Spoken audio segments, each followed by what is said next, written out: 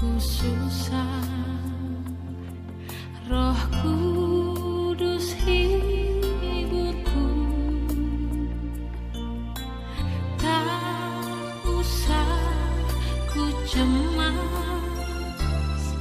Dia memberkatiku.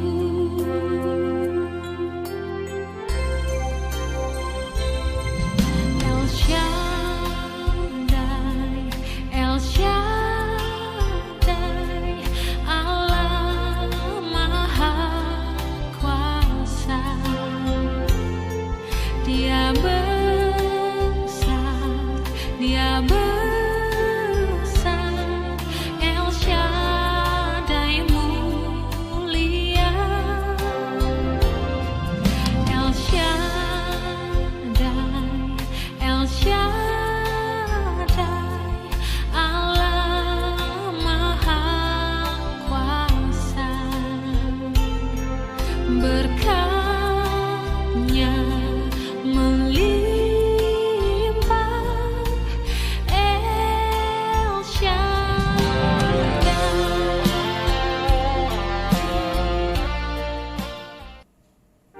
Mari kita berdoa. Kasih karunia dan damai sejahtera Allah Bapa dan dari anak Tuhan Yesus Kristus menyertai kamu sekalian. Amin. Salam saudaraku. Firman Tuhan bagi kita hari ini tertulis dalam kitab Roma 12 ayat 17. Janganlah membalas kejahatan dengan kejahatan. Lakukanlah apa yang baik bagi semua orang. Unang baloso kamu najat alon najat. Rikoti hamuma nadinggan dicuruni halak saluhna. Demikianlah firman Tuhan. Saudaraku, judul renungan kita hari ini, balaslah kejahatan dengan kebaikan. Ketika kita akan membalas kejahatan dengan kejahatan, itu sama kita dengan dunia ini. Kita harus ingat membalas akan kejahatan. Bagaimana kita merasakan balasan karunia dan penyelamatan yang dari Tuhan. Apa yang sudah harus yang kita lakukan kepada Tuhan sehingga Ia menyelamatkan kita? Tidak ada. Artinya kita harus memahami dahulu kita adalah orang yang terpisah dari Tuhan. Orang yang tidak ada lagi hubungan kita dengan Tuhan karena dosa dan karena kita lama sudah hidup di dalam maut. Tetapi Tuhan tidak pernah membalas kejahatan itu dengan kekejian manusia. Tetapi Tuhan menggenapi dan datang menyelamatkan kita melalui anaknya Yesus Kristus.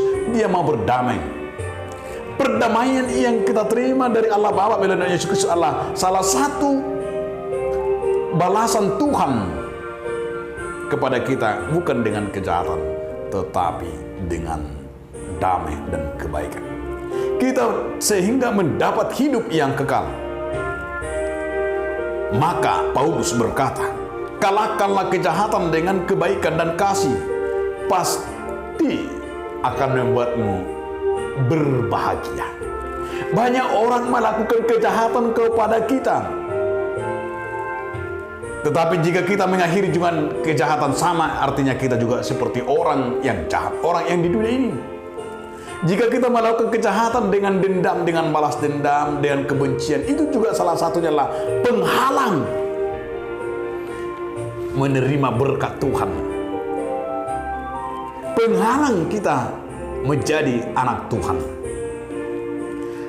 Dan disinilah salah satu cara kita yang luar biasa yang mau dinyatakan oleh Paulus. Bagaimana jemaat di Roma itu tidak terpancing akan hal-hal yang duniawi, tidak terpancing oleh kejahatan-kejahatan dunia, tetapi mereka akan mengampuni, akan mereka memberikan yaitu kemenangan lewat cara membalas segala kejahatan yang ada itu dengan kebaikan. Sehingga umat-umat Tuhan harus mampu melakukan ini, kepahitan apapun yang kita rasakan, kepahitan apapun yang kita terima dari orang lain, dari tetangga, dari siapapun, seperti Yusuf, kejahatan apapun yang dilakukan oleh saudara-saudaranya, tetapi dia tidak pernah melakukan kejahatan, tetapi justru dia melakukan, membalas dengan kebaikan, sehingga dia menjadi orang besar. Karena itu saudara-saudaraku, buah-buah daripada kasih itu, buah-buah daripada roh itu adalah kita akan menunjukkan itu sebagai anak terang.